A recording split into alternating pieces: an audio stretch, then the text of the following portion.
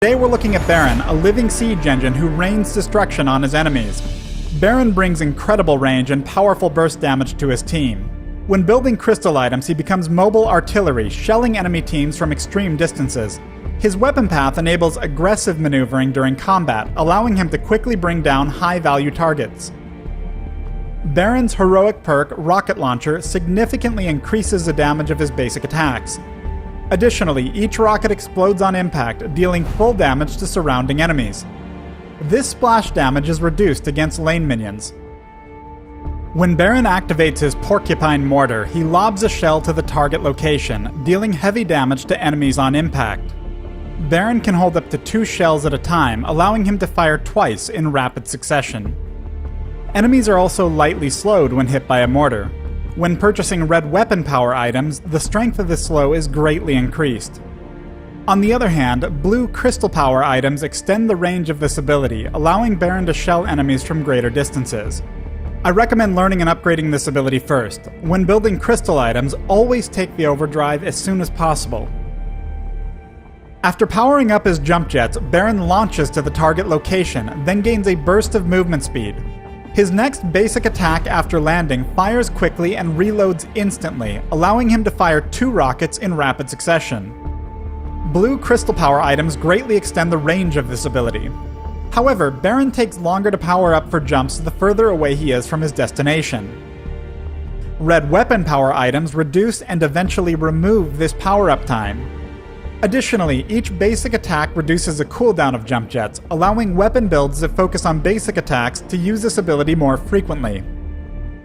The overdrive for this ability grants Baron immunity to most negative effects while in flight, and for a moment after landing. I recommend learning this ability at level 2, upgrading it second, and taking its overdrive when dealing with teams that have strong stuns or other crowd controls.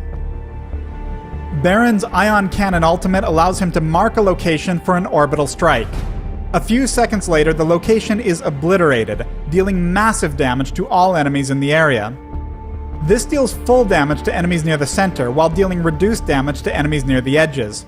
Enemies can see and hear the moment Baron activates Ion Cannon, but only his allies see the targeting marker. The actual location of the strike is not revealed to enemies until immediately before impact. Passively, each rank of Baron's ultimate increases his basic attack range, allowing him to target enemies from further away. I recommend learning and upgrading this ultimate whenever available. When building weapon items, consider the final rank of the ultimate over the Porcupine Mortar overdrive.